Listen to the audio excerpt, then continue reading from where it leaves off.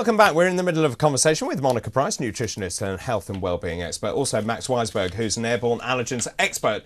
Max, thanks very much for staying with us. Now, obviously, we've talked about hay fever, how common it is, the symptoms. Now, what do people do, or how do you get tested, and what do you do?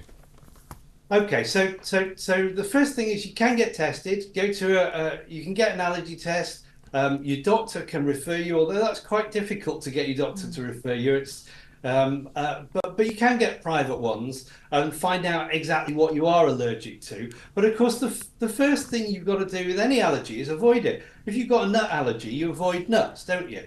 So the first thing to do is avoid the pollen. Not so easy because it's in the air, you can't see it, you don't know when it's there. I mean, you've got pollen count, so you've got a good idea, but you can't stop going out. It's difficult.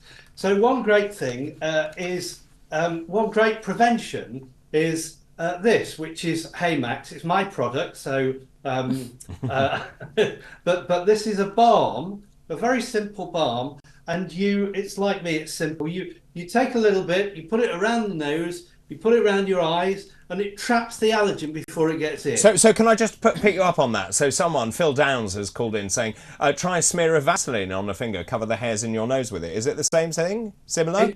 Yeah, it's very, very similar, but I designed this. Vaseline's Vaseline. It's a byproduct of the petrochemical industry, blah, blah, blah.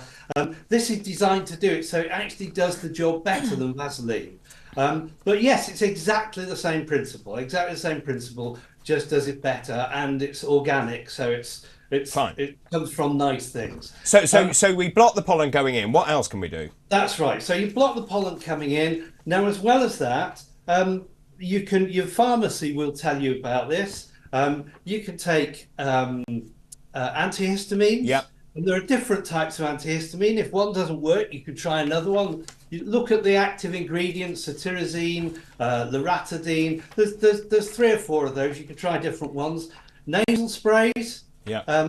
Put that up your nose, and of course, eye drops if you're comfortable with eye drops. And then there are other things. This is the good news. There are lots of things, and I want you to think about this. I'll come back to it. Think about a first aid kit. That's what you've got to do. So then there are things like this. So this is called Be Prepared. It's an immune booster. And if you start taking those now, and what's in that? So that's got bee propolis, black elderberry, olive leaf, all sorts of things. It's all plant based. So it's again a really nice product. And that's very good. That's got a lot of evidence behind it. I was going to say, is there data on that? Yeah, there is. Look it up. It's a great product.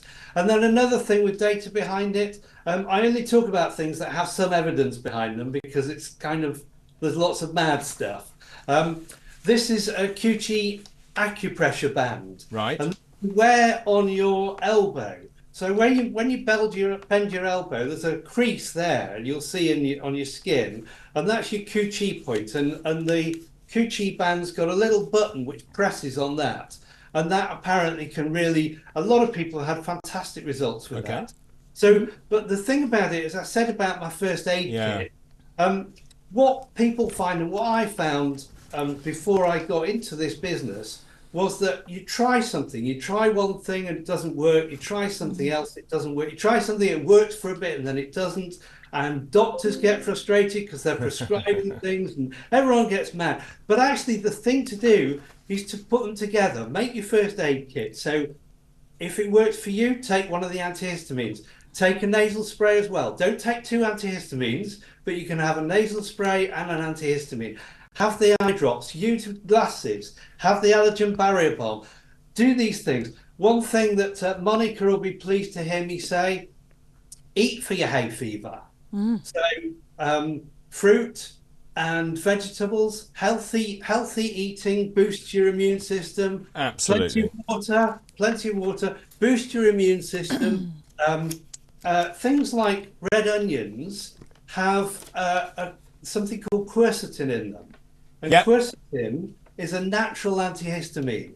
So eat those, eat capers, eat watercress. They've all got quercetin in. Eat some pineapple at the same time because pineapple has something called bromelain in, which helps your body absorb the quercetin. So it does a better job for you. Or go down to your local health store and they'll have a bottle of quercetin complex tablets which put it all together. And again, Fantastic. it's free, so all nice stuff. And there's too much to tell you in a short space of time. I know. Do go to my website if I can tell you about You can. It's haymax.biz, so that's haymax.biz, and at the bottom left-hand page of every page there is links to all my hay fever guides. So if you don't like drugs, there's a drug-free hay fever prevention. If you're happy to take pharmaceuticals, there's one with that. Lots and lots of ideas. Some talk about the hay fever guide as well, and of course you can buy my product, but that's not Max, very good, very good. 10 out of 10 for effort. Max, thank you very much indeed. Max Wiseberg there, airborne allergens expert, and that was today's Sunday Surgery.